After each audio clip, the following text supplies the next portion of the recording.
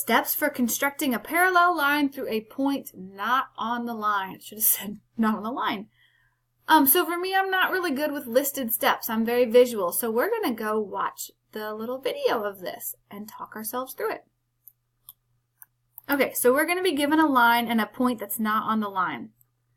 To start off with, we want to connect this point to this line, and it doesn't matter how we draw it. We just need to draw an angle.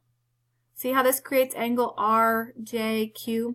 It doesn't matter if you had drawn it at 90 degrees or if you had drawn it even more acute or if you had drawn it this way. The original angle does not matter. From there, we're going to put our point on the vertex and draw an arc. Then we're going to move it to the next one and draw the same arc. Then we're going to open our compass to the width of that arc, then move it on up and make a tick mark so it's the same width. Lastly, we're going to use our straight edge to connect. So now those two lines are parallel.